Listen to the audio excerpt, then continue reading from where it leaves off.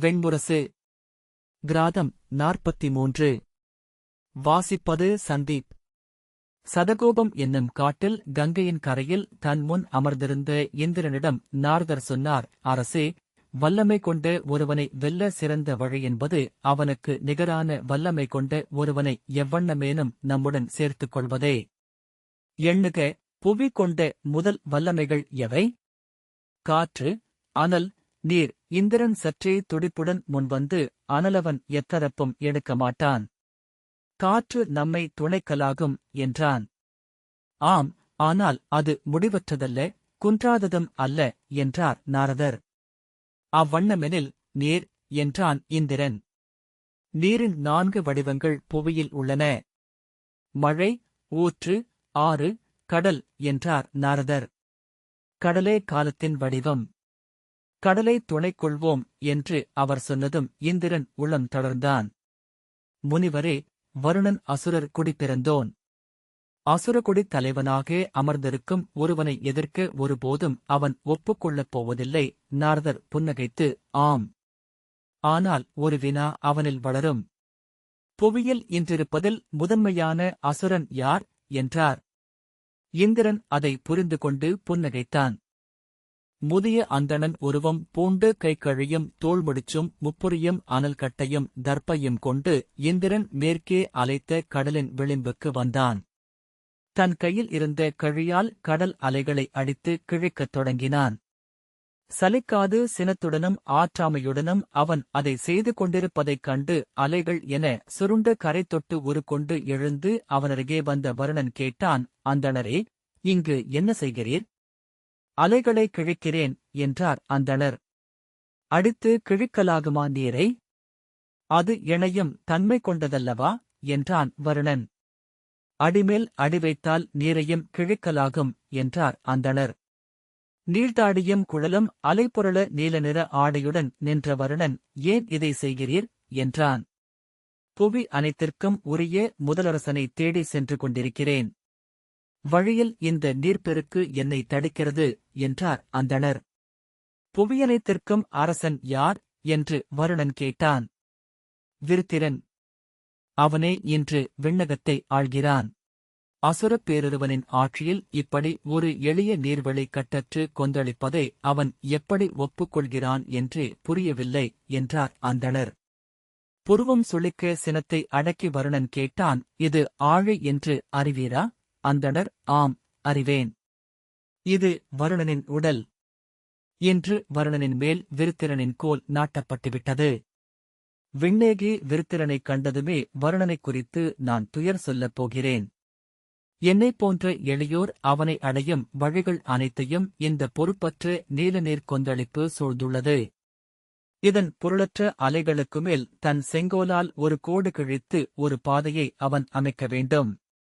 அன்றி அவன் தன் சொல்லை சரடாக்கி இந்த மாளா திமிரலை கட்டிப் போட வேண்டும் என்றார். ஏளனத்துடன் இதழ்கூட நகைத்து, வருணனை வெல்ல விருத்திரனால் இயலுமென்று எவர் சொன்னது உங்களிடம் என்றான் கடலரசன். வருணன் இந்திரனை தலைவனென ஏற்றுக்கொண்டான் என்பது நான் கற்ற அனைத்து நூல்களிலும் உள்ளது என்றார் அந்தணர். என்னூலில் உள்ளது என்று சினத்துடன் உரத்த குரலில் வருணன் கேட்டான். விருத்திரன் புகழ் பாடும் அனைத்து நூல்களிலும் என்றார் அந்தணர். இது என் சொல், இதை நம்புக. நூலில் பதிந்ததே காலத்தில் வாழ்வது. வருணன் சீற்றத்துடன், அது பொய். இப்புவியில் எனக்கு நிகரென அசுரன் யாருமில்லை என்றான். அவ்வண்ணமெனில் விருத்திரனை இங்கு வரவழைத்து எனக்குக் காட்டு என்று இந்திரன் சொன்னான். வருணன் புன்னகைத்து, இதோ என்று கூறி அலைவடிவு கொண்டான். 1000 முறை தன் கைகளால் நிலத்தை அறைந்து, விருத்திரனே, இங்கு எழுக என்று கூவினான். அவ்வொலி இந்திர உலகில் இந்திராணியுடன் மலர்வனத்தில் காதலாடிக் கொண்டிருந்த விருத்திரனின் செவியில் விழவில்லை. மதுக்கிண்ணத்துடன் இருந்த அவன் மெல்லிய அலையோசை ஒன்றையே கேட்டான். என்ன என்று இந்திராணி கேட்டபோது, அலையோசை போல் ஒன்று என்றான். அது அலை ஓசை அல்ல, உங்களுக்கு சேடியர் வீசும் சாமரத்தின் ஒலி என்றாள் இந்திராணி. ஆம் என்று விருத்திரன் புன்னகைத்தான். மதுக்குடுவைகளுடன் 2 சேடியர் அருகே வர அவர்களை நோக்கி கையசைத்தான். மீண்டும் உருக்கொண்டு எழுந்து வந்த வருணனின் முகம் சினம் கொண்டு சுருங்கியிருந்தது. தன் உருமீண்ட இந்திரன், அசுரர் பேருருவே, நான் இந்திரன்.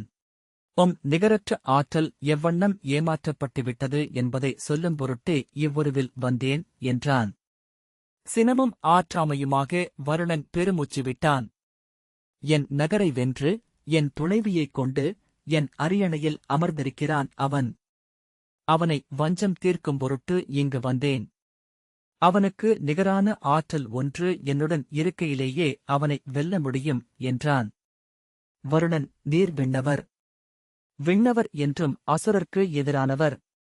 அசுரனாகிய எனது துணை ஒருபோதும் உமக்கில்லை என்று திரும்பப் போனான். அவன் தோளைப் பற்றி, பொறுங்கள். நான் விண்ணவன், ஆனால் விண்ணகரை விட்டு வந்தபின் என்னை எப்படி விண்ணவன் என்று சொல்ல முடியும்? இதோ இவ்வலைகளில் திகழும் காலப்பெருக்கை சான்றாக்கி உமக்கு நான் வாக்குறுதி அளிக்கிறேன். ஒருபோதும் விண்ணவர் உமக்கு எதிராக எழமாட்டார். எனக்கு நிகரான இடத்தில் விண்ணவனாக உம்மை அமைக்க நான் படைப்புத் தெய்வத்திடம் கோருவேன். நான் கிழக்கென்றால் நீர் மேற்கு. என்றும் துணைவனாகவே திகழ்வேன் என்றான். வருணன் முகம் சற்று கனிந்ததை உணர்ந்து அவன் இரு கைகளையும் பற்றிக் கொண்டு, இதோ 3 தெய்வங்களின் மேல் ஆணையாக சொல்கிறேன். இனி எந்த வேள்வியிலும் எனக்கு அளிக்கப்படும் அவையில் நேர்பாதி உமக்குரியது. 1000 ஆண்டு வேள்வியில் அவை கொண்டு இருந்தால் நீர் விண்ணவராக வானில் நிறுத்தப்படுவீர். உம்மை வேதங்கள் பாட்டுடைத் தலைவனாக்கும். வேதியர் உம்மை தெய்வமென வணங்குவர் என்றான். வருணன் இறுதித் துளி தயக்கத்தில் நின்றிருப்பதை உணர்ந்து, வான் மழை அருளும் நீர்ப்பெருக்கு நீர். முகில்களின் காவலன் நான். நாம் இணைந்து இப்புவியை ஆளுவோம் என்றான். வருணனை எண்ணவிடாமல் இந்திரன் சொல்லெடுத்தான், நாம் பிரிந்தால் புவி வறண்டு அழியும். நீர் தேடி வான் நோக்கி அமர்ந்திருக்கும் 10,000 கோடி உயிர்களின் குரலை கேட்பவன் நான் மட்டுமே. மழை பொழிகையில் அவை அளிக்கும் வாழ்த்துக்களை நானே பெற்றுள்ளேன். அவ்வாழ்த்துக்களாலேயே நான் அரசனென மண்ணில் நிறுத்தப்படுகிறேன். இன்று வாக்களிக்கிறேன், என்னை வந்தடையும் வாழ்த்துக்களில் பாதியை உமக்கு அளிப்பேன்.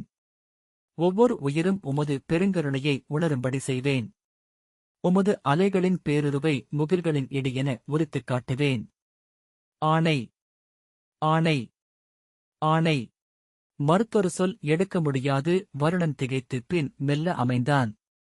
உமது சொல் எனக்கு வந்துவிட்டதென்றே கொள்கிறேன், நீர்களின் தலைவரே என்றான் இந்திரன். வருணன் தலையசைத்து, ஆம், அவ்வாறே ஆகுக என்றான்.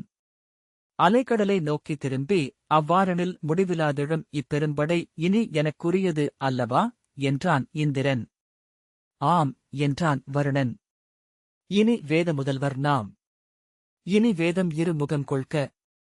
அதன் சொல் ஒவ்வொன்றும் இருவகையில் பொருள் பெறுக. உமது நெறியும் எனது இடியும் அதில் விளங்குக என்றான் இந்திரன். பிரதீகம் என்னும் சிற்றூரில் நிலவெனப் பெருகி ஓடிய ஆற்றங்கரையில் தன் முன் அமர்ந்திருந்த பிரசண்டன் என்னும் சூதனிடம் இளம் சூதனாகிய குணதன் சொன்னான், வருணனின் ருதமும் இந்திரனின் வஜ்ரமும் அவ்வாறு வேதமெப் பொருளாயின. பிரசண்டன், அக்கதையை சொல்க என்றான். குணதன் குப்த சந்திரசூடர் எழுதிய விருத்திரபிரபாவம் என்னும் காவியத்தின் இறுதியை சொன்னான். விருத்திரன் மேல் சினம் கொண்ட வருணன் தன்னை அவன் வந்து சந்திக்க வேண்டுமென்று ஆணையிட்டு 108 அலைகளை புற்றிகபுரிக்கு தூதனுப்பினான். அவ்வலைகள் அனைத்தும் கரைமுட்டி வளைந்து பின் திரும்பி அவனையே வந்து சேர்ந்தன. பின்னர் நீர்மலை என எழுந்த பேரலை ஒன்றின்மேல் ஏறி வருணனே புற்றிகபுரியின் மண்கோட்டை வாயிலை வந்து அறைந்து மேலெழுந்தான். முதிய அரசன் சினம் கொண்டிருந்தான். அவன் சடைக்குழலும் திரிகளாக சரிந்த தாடியும் நனைந்திருந்தன. உதடுகள் துடித்தன. எங்கே அவன்? இக்கணமே நான் பார்த்தாக வேண்டும் விருத்திரனை என புற்றிகபுரியின் கோட்டை வாயிலில் நின்று அவன் கூவினான். அவனை எதிர்கொண்ட விருத்திரனின் படைத்தலைவன் கௌமாரன் பணிந்து, நீருக்கு அரசே, வருக. மூத்தவராகிய தங்களை புற்றிகபுரி பணிகிறது. விருத்திரர் இப்போது இந்நகரில் இல்லை. அவர் சொல் கொண்டு நானே இதை ஆள்கிறேன் என்றான். அலை முழக்கமென ஒலித்த குரலில், நான் உயிர் வாழும் அசுரர்களின் முதற்தலைவன் வருணன். எனது ஆணையுடன் 108 அலைத்துதர்கள் இங்கு வந்தனர். அவர்களை மறுமொழியின்றி திருப்பி அனுப்பியிருக்கிறீர் என்றான். அரசே, விருத்திரர் மண்மீதுள்ள அசுரர்களின் முதற் தலைவர். அவரை வந்து சந்திக்க எளிய தூதர்களுக்கு நிலை இல்லை. அமைச்சரோ அரசரோதான் வந்திருக்க வேண்டும் என்றான் காமாரன். உங்கள் அரசன் இன்று அந்திக்குள் என்னை வந்து சந்திக்க வேண்டும். பெருங்கடல்களின் ஆழத்தில் எனது மாளிகை உள்ளது. அதன் முன் அவன் ஒரு காலத்தில் இறந்து கையேந்திய முற்றம் உள்ளது. அங்கே வாயிலில் கைகட்டி வாய்ப்பொத்தி நின்று சந்திப்பு கோர வேண்டும். இல்லையேல் அவன் இறுதிக் குருதியும் எஞ்சுவதுவரை போரிடுவேன். இறுதிச் சாம்பலும் எஞ்சுவதுவரை வஞ்சம் கொண்டிருப்பேன். அவனை அறிவுறுத்துவதற்கே வந்தேன் என்றான். அச்சமின்றி நிமிர்ந்து வருணனின் விழிகளை நோக்கி காமாரன் சொன்னான். வருணனே, நீர் உளம் திரிந்திருக்கிறீர். இப்பவிக்கு மட்டுமே நீர் பேரொருவர். இன்று விண் எழுந்து 7 உலகங்களையும் வென்று இந்திரனென அமர்ந்திருக்கிறார் விருத்திரர். விதையென இருக்கையில் ஆலமரத்திற்கு நீர் நீருற்றி இருக்கலாம். 12,000 விழுதுகள் எழுந்தபின் ஆலமரம் உமது முற்றத்து தொட்டியில் அடங்க வேண்டுமென நினைத்தீர் என்றால் உலகறியா பேதை எனப் பேசுகிறீர். கேளுங்கள், நீருக்கரசரே. இன்னும் சில ஆண்டுகளில் 3 பெருந்தெய்வங்களும் எழுந்து வந்து என் தலைவரை இந்திரனென ஏற்கப் போகின்றனர். புவியில் அந்தணர் அளிக்கும் அவையனைத்திற்கும் அவரே உரிமை கொள்ளப் போகிறார். அன்று அவருடைய சினத்திற்கு ஆளானீர்கள் என்றால் அவர் சுட்டு விரலில் ஒரு துளி நீரென சுருங்குவீர். இருள் அழியா ஆழ் உலகங்களில் உம்மை சுண்டித் தெறிக்க வைக்க அவரால் முடியும். இடமறியாது ஆளறியாது உம்முள் எழுந்த சினம் நம்முடனே மறையட்டும். வீழ்க. விருத்திரேந்திரனை வணங்கி உமது மாளிகையில் சென்று அமைக என்றான். வருணன், நீ நிலைமீறி பேசிவிட்டாய். இதன் ஒவ்வொரு சொல்லும் உனக்கும் உன் குலத்திற்கும் நஞ்சு என்றான். காமாரன், வருணரே, நீர் அரசமுறை அறிந்தவர் என்றால் வரும் நீர்த்திருநாளில் சங்கும் முத்தும் பவளமும் மீன்மணியும் கொண்டு சென்று விருத்திரரின் காலடியில் வைத்து பணிக. அதுவே நன்று உமக்கு என்றான். வருணனின் தோளைத் தொட்டு, முதுமையின் அறிவென்மை ஒன்றுண்டு, அது இளையோரை எப்போதும் இளையோரென்றே காணும். காட்டில் குலமாளும் முதுகளிரும் அவ்வண்ணமே. அது இளங்களிரின் கொம்புபட்டு குடல் செறிந்து சாகும் என்றான். உளக்கொந்தளிப்பால் வருணனின் உடல் நடுங்கியது. மும்முறை சொல்லெடுக்க ஒலியெழாமல் கைகள் மட்டும் அசைந்தன. பின்பு பேசியபோது முதுமையும் இணைய அவன் குரல் நடுங்கியது. அப்படியென்றால் இதோ போர் குறித்திருக்கிறேன். போர் முடிவுக்குப் பின் நாம் மீண்டும் பார்ப்போம் என்றபின் வருணன் திரும்பிச் சென்றான். அன்றே அலைகள் அடங்கின. கடல் குளம் போன்றிருப்பதாக சொன்னார்கள் தோணியோட்டி மீன் கொள்ளச் சென்ற அசுரர். மீன்களின் விழிகள் அனைத்தும் பொருளற்ற வெறிப்பு கொண்டிருந்தன. வலையிலிருந்து இழுத்து கரையிலிட்ட போதும் அவ்வெறிப்பு அவ்வண்ணமே நீடித்தது. வருணன் வந்து சென்ற செய்தியை விருத்திரனிடம் சென்று சொல்ல கௌமாரன் எண்ணினாலும் பின்னர் அது ஒரு முதன்மைச் செய்தி அல்ல என்று தோன்றி வாழாதிருந்தான். ஆனால் என்ன நிகழ்கிறதென்று அறிய விண்ணில் நாரைகளென உருக்கொண்டு பறக்கும் அசுரர்களை அனுப்பினான். பல நாட்கள் கடல் அலை ஓய்ந்து கிடந்தது. ஆழம் மட்டும் மெல்ல அதிர்ந்து கொண்டிருந்தது. அஞ்சிவிட்டார் என எண்ணுகிறேன் தலைவரே என்றான் ஒற்றனாகிய தவளன். பிறிதொரு ஒற்றனாகிய சார்ங்கன் எண்ணி நோக்கி தன்னிலையை உணர்ந்துவிட்டார் போலும் என்றான். ஆனால் இந்திரன் வருணனை கிழக்கு கடல் எல்லையில் அமைந்திருந்த இந்திரகீலம் என்னும் மலையில் சந்தித்தான். அங்கு அவனுடன் நாரதரும் இருந்தார். அவர்கள் அங்கே சந்தித்ததை அசுரகுலத்து ஒற்றர் எவரும் அறியவில்லை. இந்திரகீலம் ஒளிவிடும் வெண்முகில்களால் முற்றிலும் மறைக்கப்பட்ட மலை. இந்திரகீலம் அங்கிருப்பதை தேவர்களும் அறிந்திருக்கவில்லை. இந்திரகீலமென பெயர் கொண்டு வேறு 18 மலைகளை பாரத வருஷமெங்கும் அமைத்து மொழித்தடம் கொண்டு தேடிச் செல்பவர்களையும் இந்திரன் ஏமாற்றி வந்தான். விருத்திரனை வெல்வதெப்படி என்று நாரதர் இந்திரனுக்கும் வருணனுக்கும் சொன்னார்.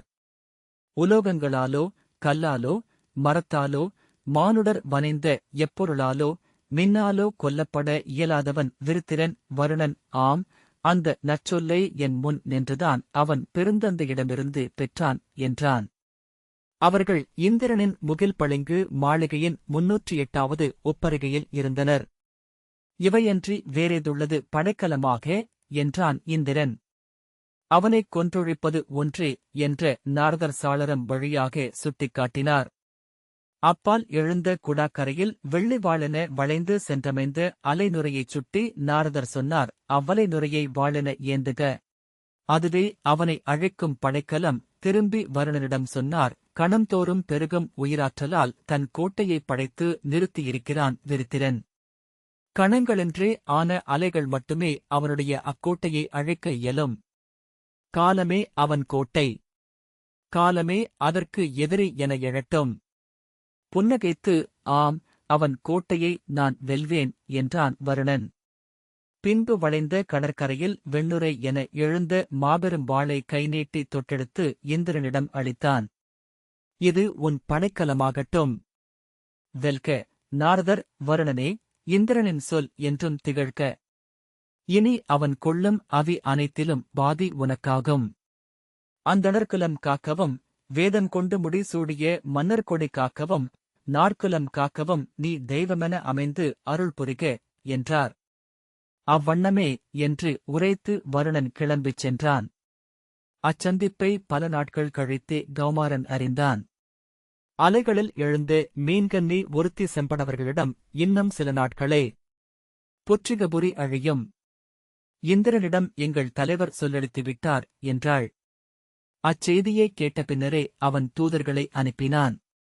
நீருக்குள் மூழ்கும் கரிய நீர்க்கோழிகளாக மாறிய அசுரர் அங்குள்ள மீன்களிடம் கேட்டு அச்சந்திப்பை உறுதி செய்தனர்.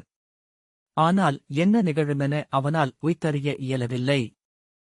ஒரு புலர்காலையில் பேரலைகள் எழுந்து புற்றிகபுரியை தாக்கின. நீரின் அரைப்பட்டு கோட்டைகள் அதிர்ந்தன.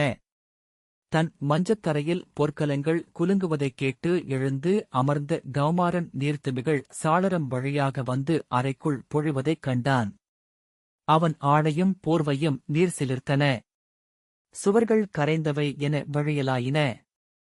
எழுந்து வந்து உப்பருகையில் நின்று நோக்கியபோது வருணனின் படைகளான நீல நீரலைகள் நாகப்படமென வளைந்து எழுந்து வருவதைக் கண்டான். 1000 ஆண்டுகளாக கணமொன்றென வந்து அலைத்து அந்நகரைத் தொட்டு நனைத்து மீண்டு கொண்டிருந்த அலைகளை அவன் அறிந்திருந்தான். கண் அறியாது வளரும் அப்பெருநகருக்கு அவை எவ்வகையிலும் ஊரல்ல என்று உணர்ந்தும் இருந்தான். ஆயினும் அலைகளின் சினம் அவனை அகத்தில் எங்கோ சற்று அச்சுறுத்தியது. இந்திர உலகுக்குச் சென்று விருத்திரனிடம் அச்செய்தியை சொல்லலாம் என்று எண்ணினான்.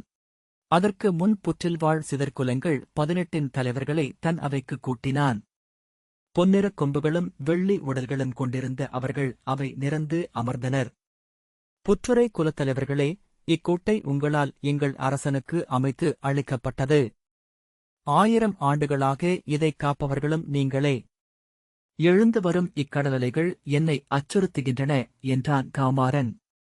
ஏளனமாக நகைத்து முதற்குலத்தலைவர் சொன்னார், அசுரர் தலைவரே, இக்கணமே 18 குலங்களும் 108 குலங்களாக மாறவும் மறுகணமே 1008 குலங்களாகப் பெருகவும் ஆற்றல் கொண்டவர்கள் நாங்கள். எழுபசியும் எரிவிழைவும் கொண்டவர்கள். எனவே நாங்கள் உண்பதற்கு மட்டும் மாளாது உணவளியுங்கள். வான் எனப் பெருகி இங்கு நிற்கிறோம். எங்கள் கோட்டை வாயிலில் சிற்றொருவென சிறுத்து வருணன் இருப்பதைக் காண்பீர்கள். இன்னொரு குலத்தலைவர் சொன்னார், அரசே, உள்ளனலால் அல்ல, உயிர் விசையாலும் அல்ல, உண்ணும் அன்னத்தால் மட்டுமே நாங்கள் எல்லைக்குள் நிறுத்தப்பட்டவர்கள். எங்களுக்கு அன்னம் முடிவின்றி கிடைக்கும் என்றால் இப்புவி அளவுக்கே நாங்களும் பெருகுவோம். கௌமாரன் தன் அமைச்சரை நோக்கி, முடிவற்று பெருகும் அன்னம் இப்புவியில் எது என்றான். இங்குள்ள அன்னமெல்லாம் முடிவின்றி பெருகுவதே என்றார் அமைச்சர். ஆனால் அன்னம் அன்னத்தை உண்டே பெருக முடியும். அன்னத்தில் விரைந்து பெருகுவதென்ன என்று அவன் கேட்டான். புல் என்றார் அமைச்சர். தடையின்றி வளர முடிந்தால் 1000 ஆண்டுகளில் 1000 முறை இப்புவியைச் சுற்றி வளைக்கும் ஆற்றல் கொண்டது புல். ஆகவே அதை பிரஜாபதி என வாழ்த்துகின்றது வேதம் என்றார். அவ்வண்ணமெனில் இங்கு புல் வளர்க. புல்லை உண்டு சிதல் குலம் வளர்க. சிதல் குலம் எழுப்பும் கோட்டை தடையின்றி பெருகுக என்றான் கௌமாரன். அசுரகுலத்தோர் 8 திசைக்கும் சென்றனர். விரைந்து பரவும் புல் வகைகளைத் தேர்ந்து நகருக்கு கொண்டு வந்தனர். நாளுக்கு 2 மடங்கென பெருகும் திரணம், நாளுக்கு 3 மடங்கென பெருகும் குசம், நாளுக்கு 5 மடங்கென பெருகும் முதம், நாளுக்கு 7 மடங்கென பெருகும் கேதம் என்னும் 4 பொற்கள் புற்றிகபுரியைச் சுற்றியிருந்த பெரும்பாலை நிலங்களில் விதைக்கப்பட்டன. புல் எழுந்தோறும் சிதல் புற்றெழுந்தது. வெளியில் எழுந்தெழுந்து வந்த வருணனின் படைகளை புற்றுமலைக் கோட்டைகள் தடுத்தன. 12 ஆண்டுகாலம் ஒவ்வொரு கணமும் என அப்பெரும்போர் நிகழ்ந்தது. பெரும்பசி கொண்டு மண்ணை அள்ளி அள்ளி உண்டு வளர்ந்தது புல். அப்புல்லை உண்டு வளர்ந்தது சிதல். அசுரகுலக் கவிஞர் சிதலை உயிரின் வெண்ணுரை என்றனர். மண்ணிலெழும் பேரலை என்றனர் புற்றுகளை. இந்த வாசிப்பை கேட்டதற்கு நன்றி.